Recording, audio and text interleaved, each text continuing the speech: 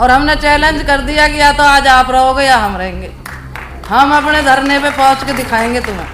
हजारों की संख्या में हमने महिला इकट्ठी करी, हजारों की संख्या में हमारे पड़ोसी इकट्ठे हुए।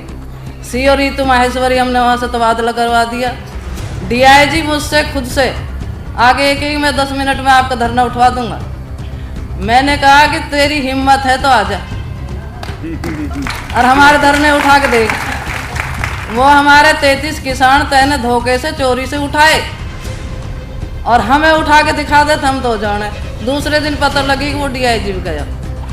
हम इसको बेपर्दा करें। जो ये माफिया का और सरकार का जो गठजोड़ है, जहाँ पे हमारे जो बच्चे हैं जिनके लिए हम इतने अरमान हमारे दिलों में होते हैं, जब वो नौजवान होते हैं और उसी उम्र में जब उनको तबाह कर रहा है ये नशा, तो ऐसे मौके के ऊपर हमारा ये फर्ज बनता है कि हम संगठित करें महिलाओं को, लोगों को।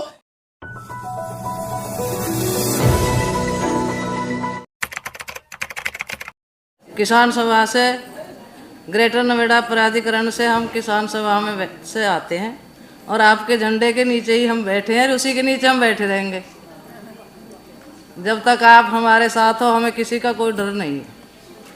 हम 7 तारीख को हमने महिलाओं ने जब अपना धरना जमाया तो हमारे सामने बहुत ज़्यादा प्रशासन हमारे सामने आया और हमने चैलेंज कर दिया कि या तो आज आप रहोगे या हम रहेंगे। हम अपने धरने पे पहुंच के दिखाएंगे तुम्हें। हजारों की संख्या में हमने महिला इकट्ठी करी, हजारों की संख्या में हमारे पड़ोसी इकट्ठे हुए। दुनिया भर की फोर्स लगा दी गई, तारबंदी कर दी गई, लेकिन हमने ये कह दिया कि या तो तुम आज प्राधिकरण पर रहोगे या हम रहेंगे। और हमने उसी टाइम अपना धरना जमा दिया। आज हमें 92 दिन उस प्राधिकरण पर हो गए। सी और ऋतु माहेश्वरी हमने वहाँ से तबादला करवा दिया। डीआईजी मुझसे खुद से आगे कि मैं 10 मिनट में आपका धरना उठवा दूंगा। मैंने कहा कि तेरी हिम्मत है तो आजा और हमारे धरने उठा के देख। वो हमारे 33 किसान तैने धोखे से चोरी से उठाए और हमें उठा के दिखा दे हम तो जाने। दूसरे दिन पता लगी कि वो डीआईजी भी गया। वो दोनों हमने भगा दिए। दूसरा सीओ आया। हमारे धीरे धीरे सब काम हो रहे हैं आपकी दया से, लेकिन हम मजबूती से, हजारों की संख्या में रोज महिलाएं रहती हैं। सब बहनों से मेरा यह कहना है, अगर घर से निकलो हिम्मत करो और हिम्मत से सामना करो। कोई भी सरकार अगर आती है तो उस सरकार से मत डरो। किसी भी अत्याचार होने के सामने आओ, किसी से मत डरो। तुम में इतनी शक्ति है, अपनी शक्ति को बाहर निकाल के दिखाओ। पुरुषों से ज्यादा महिला में शक्ति है, लेकिन इसलिए इसे घर में दबाए बैठी हैं। इसे घर में मत दबाओ, बाहर निकलो और फिर देखते हैं कौन सी सरकार हमारा क्या बिगाड़े। हमें इस बात पर तो आज गर्व है कि हमारे देश की जो आबादी है उसका 55% हिस्सा जो है वो युवाओं का है, लेकिन उसके साथ ही उतना ही बड़ा दुख इस बात का है कि उन युवाओं को आज हमारे देश के अंदर नशे की तरफ और पूरी काली दुनिया की तरफ धकेला जा रहा है। अभी हमारी जो जम्मू कश्मीर से साथी बोल रही थी, उन्होंने कहा कि युवा लड़के लड़कियां ड्रग कर रहे हैं और आमतौर पे भी यही देखा माना जाता है कि लड़के लड़कियां बिगड़ रहे हैं और नशा कर रहे हैं। लेकिन समझने की बात साथियों अपने लिए यही है, नेतृत्वकारी साथी होने के नाते, कि वो बिगड़ नहीं रहे, उनको बिगाड़ा जा रहा है बाकायदा एक सुनियोजित साजिश के तहत अपने नौजवान बच्चों को। क्यों? क्योंकि वही तबका है, नौजवान तबका, जो इस सरकार को मुंह तोड़ जवाब दे सकता है अपने आंदोलन के माध्यम से।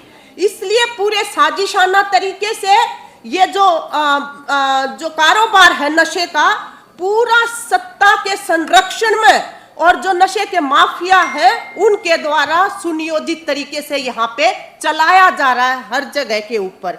और हमारी इसमें भूमिका ये बनती है कि हम इसको बेपर्दा करें।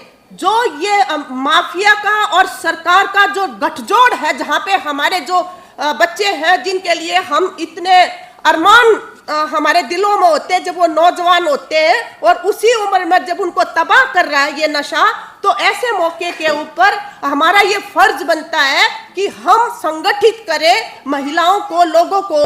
क्योंकि जब हम गांव में जाते हैं मीटिंग करने, तो आमतौर पे महिलाएं ये कहती है कि जी हम पानी का भी मतलब जो टोटा है वो भुगत लेंगे, हम जो है राशन का भी भुगत लेंगे, राशन की भी कर लेंगे, लेकिन आप ये जो नशाखोरी है और ये नशा जो है, इसके खिलाफ जो है हमें ले चलो जहां पे भी चलना हो और इसको हमें बंद करवाना है। तो इस तरह की भावना जो है वो बहुत व्यापक है, उसको हमें संगठित करने की जरूरत है। और ये जो बीजेपी की सरकार है, बाकायदा इसको संरक्षण है इस नशाखोरी को, इसका। और जब ये अपराधों की दुनिया में जाते हैं बच्चे, तो माएँ जो है आमतौर पे उनको ब्लेम किया जाता है परिवार की तरफ से कि तुम न बिगाड़े ये, तुम न बिगाड़े ये बच्चे जो हैं। और तब हम कहते हैं अरे ऐसे पता होता ना तो तेरा होते ही गर्दन दबा देती। गर्दन जो है अपने बच्चों की नहीं, इस सरकार की दबाने की जरूरत है 2024 के अंदर, अगर हमें इस नशाखोरी से आगे बढ़ना है तो इसलिए साथियों एक नारे के साथ आह्वान करेंगे, नशा भगाओ बीजेपी भगाओ,